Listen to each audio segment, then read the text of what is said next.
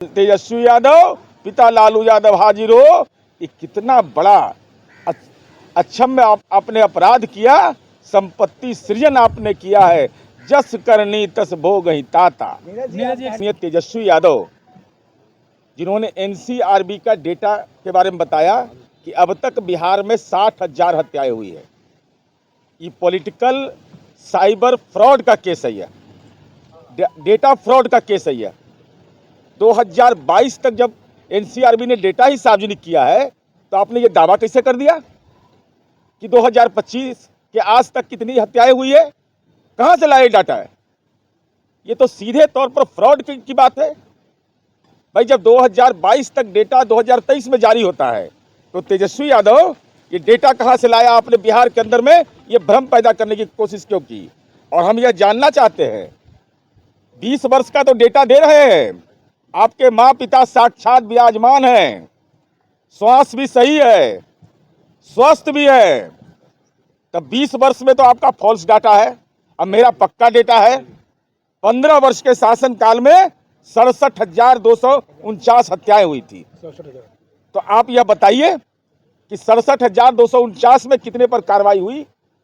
और आप पुलिस कर्मियों पर जो हमला हुआ वो दुखद घटना है, पीड़ाजनक है, मर्मांतक है, लेकिन आईना जरा देख लीजिए तेजस्वी यादव जी। 1990 से 2005 तक 5330, 5330, 5330 चुके, अंग्रेजी ज्यादा समझते हैं वो। तो पुलिस कर्मियों पर हमला हुआ और शहीद पुलिसकर्मी हुए 1901। पुलिस थाना पर हमला हुआ 321। तो जरा अपने माँ पिता से पूछ लीजिए स्पीडी ट्रायल हुआ कि नहीं? क्यों नहीं हुआ स्पीडी ट्रायल? जो पुलिसकर्मी हमारे शहीद हुए थे लालू जी और राबड़ी जी के शासन काल में, जो पुलिस थाने पर हमला हुआ था, वो गुनाहगार पर क्या कार्रवाई हुई? तेजस्वी यादव जरा बताइए बिहार की जनता को। 2000 हमको जब शासन करने का मौका मिला तो अब तक बिहार के अंदर में 192 पुलिस थाना पर ऐसी घटना की सूचना मिली, एक में कार्रवाई हुई है। एक भी ऐसा नहीं है जो कार्रवाई नहीं हुआ है। 70% की कमी आई है पुलिस कर्मियों की शहादत में। पुलिस थाने पर हमला में 125% की कमी आई है, पुलिस कर्मियों पर हमले में 52% की कमी आई है। तो आपने बिहार के अंदर कानून के राज पर खौफ पैदा करने की कोशिश की। आप राजनीतिक खौफ में रहिए, लेकिन कम से कम नेशनल क्राइम रिकॉर्ड ब्यूरो का डेटा सही बोलिए। ये आउटसोर्सिंग से आप बोलते हैं, अरे खुद तो जरा मेहनत करिए। डेटा सार्वजनिक हुआ नहीं, और नेताजी दे रहे हैं ज्ञान, 60,000 हो गया, तो डेटा कहाँ से लाए? एनसीआरबी का डेटा अगर है तो साक्ष्य उपस्थित करिए, नहीं तो बिहार की जनता से आप माफी मांगिए कि हमने नेशनल क्राइम रिकॉर्ड ब्यूरो के आंकड़े के आधार पर 60,000 हत्याओं का जो दावा किया था वो गलत था, इसलिए कि डेटा अब तक के एनसीआरबी ने सार्वजनिक नहीं किया है। तो राजनीति का श्रृंगार है, क्या अंतर पड़ता है लालू जी को? लालू जी तो एक ऐसे व्यक्ति के रूप में चिन्हित किए जाते रहेंगे जिन्होंने अपने पूरे परिवार को कानून के लपेटे में ले लिया। और गुनाहगार कौन है? उस समय तो इंद्र कुमार गुजराल की सरकार थी, देवगौड़ा थे, तो फंसाया कौन आपको? जरा यह बता दीजिए बिहार की जनता को।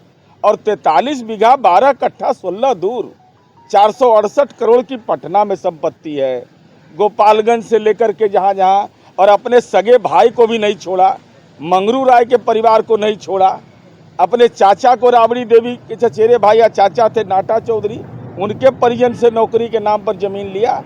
तो लालू जी आप तो याद किए जाते रहे होंगे, ये जाएंगे कि आपने पूरे परिवार को न्यायिक लपेटे में ले लिया।